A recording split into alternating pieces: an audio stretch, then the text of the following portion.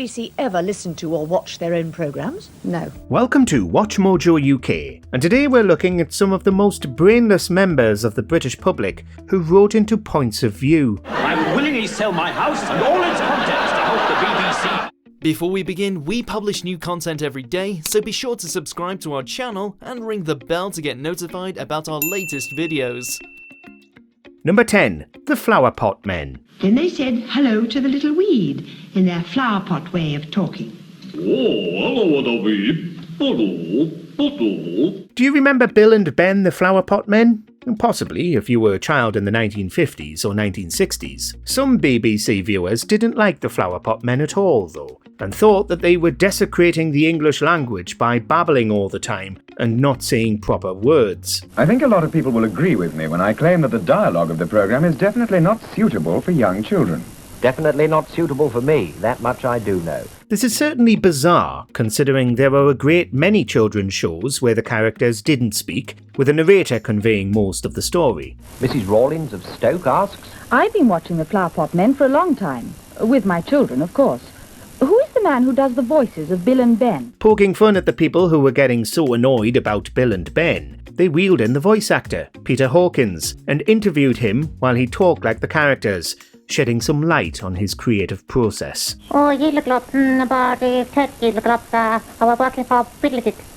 Number 9. Kenneth from Blackburn. Finally, it's time to put someone out of his anguish. In its infancy, you had a 1 in 67 chance of your letter being read out by the Beeb on Points of View. But we're sure everybody's odds greatly decreased when Anne Robinson started presenting. Particularly because one man, Kenneth from Blackburn, seemed to be sending her a great many letters. On Points of View, they ask for letters. But what's the good of writing letters if they get ignored? All he wanted was a bit of acknowledgement from Anne, but he started to get angry after weeks went by, and his frequent letter-bound compliments of her went unread. Eventually, he demanded it, and she did read out a letter, saying that she'd received them all. She just mustn't have found them very interesting until this point. All I asked was that on one programme Anne just says, Yes, Kenneth Wright from Blackburn, I got your letter, which would only have taken a few seconds. Yes, Kenneth Wright from Blackburn, I got all your letters and hundreds more from everyone else. Number 8. Miami Vice. This is the first showing on our list from Barry Took, who helmed the show for years in the 1980s and was just as sarcastic as Anne Robinson. I'm writing to say if you know where Sonny and Tubbs of Miami Vice are hidden. Have a look under your chair. First up was Miami Vice, because the viewers of the BBC just couldn't get enough of it. They were horrified that Miami Vice was on a break between seasons, and that the BBC couldn't go to the future and air episodes of it that hadn't been made yet. Please tell me when Miami Vice will be back on. My daughter Kim is going through terrible withdrawal symptoms. Some even seemed to think that it was a conspiracy, and that the BBC was hiding the episodes and didn't want people to watch them. One mother begged them to bring the show back sooner because her daughter was so obsessed with it. Worse still, she's constantly listening to the Miami Vice theme tune on record. So please, please, please bring back Miami Vice before Kim has a total breakdown. Number 7.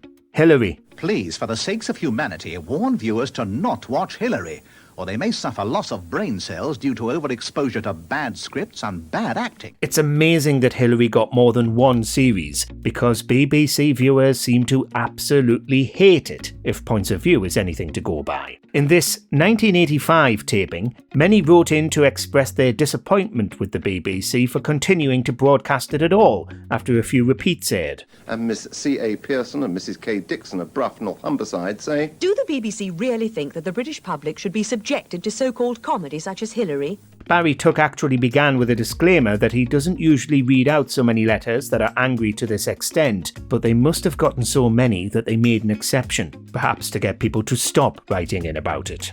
My friend and I have just finished watching this codswallop and both agree that the Budgie is by far the best actor on the programme. Then again, a handful of people also wrote in to praise it, to each their own. Number 6. Angela Rippon. Over the last few weeks, I've become heartily sick of Wogan overexposure. And now, what has the BBC inflicted on us? Angela Rippon 5 nights a week for 9 weeks. Poor Angela Rippon. People were livid back in 1985 when she started presenting Master Team. P.S. I do like both presenters. I also like baked beans, but not every night of the week. They were largely angry not only that the BBC was showing far too much of Ripon, in their opinion, but that the tricky quiz was on too early in the evening. Apparently kids were watching and getting bored to death of all the difficult questions.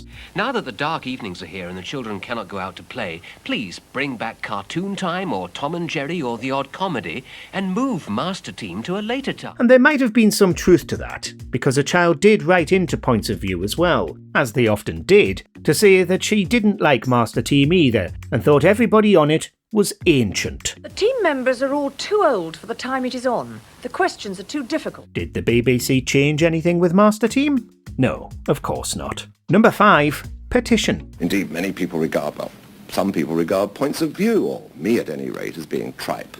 As witness this petition we received earlier in the year from half the population of Norwich. Did you hate Barry Tuck when he presented the show? If you did, you're in good company, because thousands of the most influential Britons out there signed a petition to get him sacked, including Barry Tuck himself, apparently. He relished in getting to read the names from this bizarre list, in which a slim minority tried to demand the BBC give him the axe. Dear Points of View, we all feel that Barry Tuck makes an abysmal job of presenter of this programme. We want Meglos as a new presenter, please, pronto. But while Barry Tuck didn't know who Meglos was, that is, the person they were demanding replace him, we do. He was a villain from one of that year's Doctor Who serials, a cactus alien who wanted to steal and control a vast power source. We're not sure how good he'd have been on Points of View, though.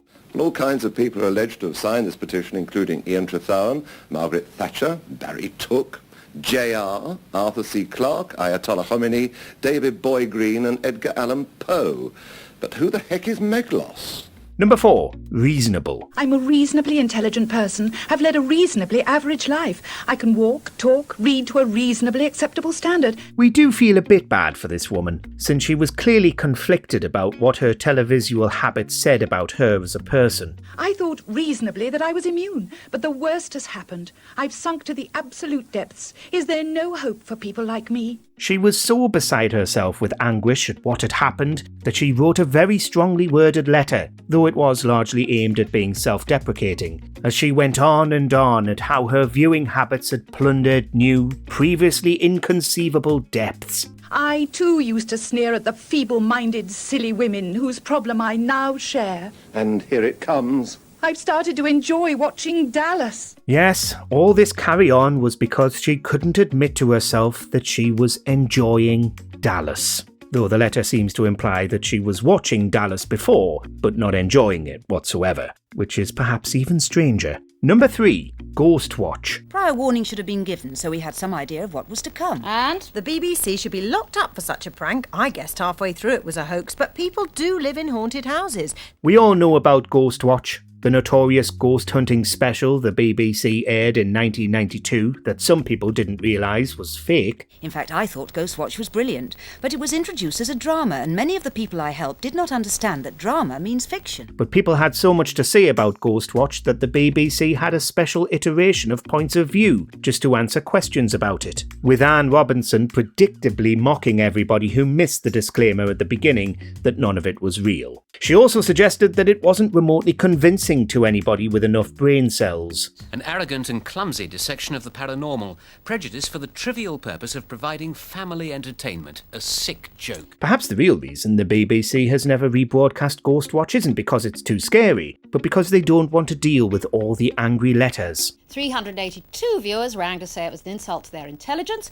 275 thought it in poor taste, another 62 just had a general moan, and 116 rang to say they thoroughly enjoyed it. Number 2, Tarzan. And now here's a letter from A.M. Yates of Weymouth. Dear Uncle Barry, can you tell me please why it is that in Jaina of the Jungle... What on earth was little Tony Yates, going on about when he wrote this letter? Well, your guess is as good as ours, but he certainly had a lot to say about Tarzan. and a very odd way in which to see it. All the topless gentlemen, including Tarzan himself, have A, no navels, and B, no nipples. The voice actor reading out the letter tried to emphasise the words in the way Tony had written them, which made this letter about the exposed private parts of the characters in Tarzan read more like a poem. Are these naughty parts that my mummy never told me about? Or is there perhaps something the matter with Mr. Hannah and Mr. Barbera? Or that should be the not-so-exposed private parts, because he wanted to know why the existence of nipples and belly buttons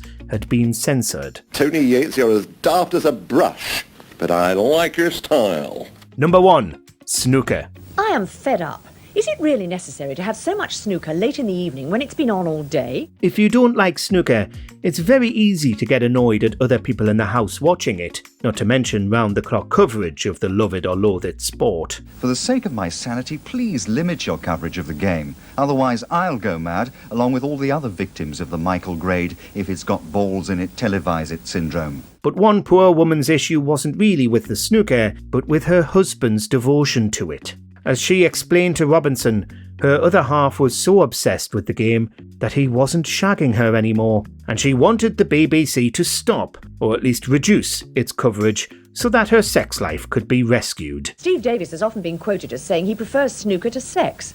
Well, judging by the amount of time my husband spends watching this silly game, so does he. We doubt the BBC listened to this woman's plight, or indeed to any of the other snooker haters who wanted to ban it from the airwaves, but she certainly must have been frustrated. Let us know your point of view on Points of View in the comments. And you know, you'd be amazed at the sort of people who watch this programme. Do you agree with our picks? Check out this other recent clip from WatchMojoUK and be sure to subscribe and ring the bell to be notified about our latest videos.